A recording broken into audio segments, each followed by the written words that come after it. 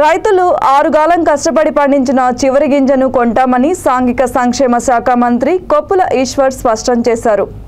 ధాన్యం కొనుగోళ్లపై పెద్దపల్లి కలెక్టరేట్లో మండలి chief whip Bhanu Prasada Rao, MLA Dasari Manohar Reddy, collector సర్వే సంగీత సత్యనారాయణతో కలిసి అధికారులతో సమీక్షించారు. ఈ సందర్భంగా ఆయన మాట్లాడుతూ ఇటీవల అకాల వర్షాలతో దెబ్బతిన్న పంటలన్నింటికీ ఎకరానికి 10,000 చొప్పున నష్టపరిహారం ఇస్తామని భరోసా ఇచ్చారు. సీఎం కేసీఆర్ నాయకత్వంలోని బీఆర్ఎస్ సర్కార్ రైతాంగానికి ప్రోత్సాహం అందిస్తుందని చెప్పారు. జిల్లాలో ధాన్యం కొనుగోళ్ల తీరుపై కలెక్టర్ మంత్రికి వివరించారు. క్షేత్రస్థాయిలో సమస్యలను పరిష్కరించి కొనుగోలుకి ఇబ్బందులు రాకుండా చూడాలని మంత్రి సూచించారు. అనంతరం ఆయన విలేకరులతో మాట్లాడుతూ జిల్లాలో 3.49 లక్షల మెట్రిక్ టన్నుల వడ్ల కొనుగోలుకి ప్రణాళిక రూపొందించామని చెప్పారు. కొనుగోళ్ల పర్యవేక్షణకి జిల్లా స్థాయి ఆఫీసర్లని మండలానికి ప్రత్యేక అధికారులుగా నియమించామని చెప్పారు. రైసు మిల్లుల వద్ద 24 గంటలు ధాన్యం దిగుమతి చేసేలా చర్యలు చేపట్టామన్నారు. నిబంధనలకు విరుద్ధంగా తూకంలో కోత పెడితే బాధితులైన రైసు మిల్లర్లపై కఠిన చర్యలు తప్పవని హెచ్చరించారు. జిల్లాలో 303 ధాన్యం కొనుగోలు కేంద్రాల ద్వారా 3.49 లక్షల మెట్రిక్ టన్నుల వడ్లు కొంటామని చెప్పారు. ఇప్పటి వరకు 92.750 టన్నుల ధాన్యం కొని 89,000 టన్నులను రైస్ మిల్లులకి తరలించామని తెలిపారు.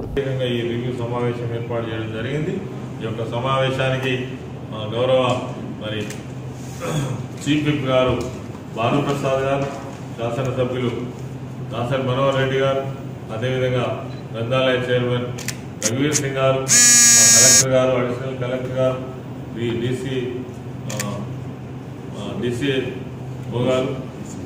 డీసీఓ గారు, తర్వాత మిగిలిన అధికారులందరూ కూడా పాల్గొనడం జరిగింది. డిఎం సివిల్ సప్లైస్ ఈఓ గారు వీళ్ళందరూ కూడా పాల్గొనడం జరిగింది. ఒక మండలాన్ని ఒక జిల్లా అధికారి బాధ్యత తీసుకొని కంటిన్యూస్గా సెంటర్స్ అన్ని కూడా మరి ఎక్కడ సమస్య ఉంటే అక్కడ వాటిని సాల్వ్ చేసుకుంటూ పోవాలని కూడా నిర్ణయం తీసుకోవడం జరిగింది. ఆ ప్రకారంగా రేపటి నుంచి చర్యలు తీసుకోవడం జరుగుతుంది.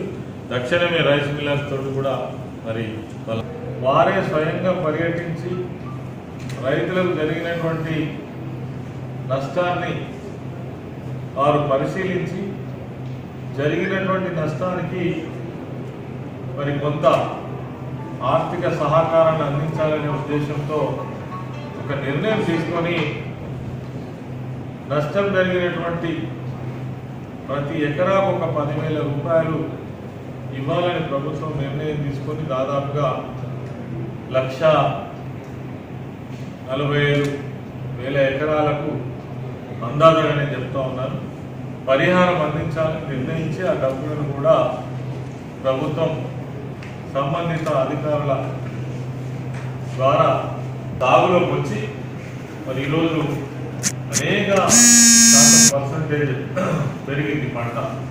ఒక్క జగిత్యాల పెద్దపల్లి జిల్లాలోనే గత సంవత్సరానికి ఈ సంవత్సరానికి 5,000 ఎకరాలలో సాగు విస్తీర్ణం పెరిగింది. దాంతో మరి గతంలో చేసినటువంటి ప్రొక్యూర్మెంట్ విధానానికి ఇప్పుడు చేస్తున్నటువంటి ప్రొక్యూర్మెంట్ కూడా చాలా తేడా ఉంది. ఈరోజు ప్రతి గ్రామానికి ఒక ప్రొక్యూర్మెంట్ సెంటర్ వచ్చింది. మరి రైతులు కూడా వాళ్ళ యొక్క ధాన్యాన్ని సెంటర్కు తీసుకురాగానే ఎంత తొందరగా వీలైతే అంత త్వరగా ధాన్యాన్ని మరి ప్రొక్యూర్ చేసి పంపించేటువంటి ప్రయత్నం కూడా జరుగుతుంది. దాంట్లో మరి జిల్లా కలెక్టర్ గారితో పాటు సంబంధించిన డిఎస్ఓ కావచ్చు, అగ్రికల్చర్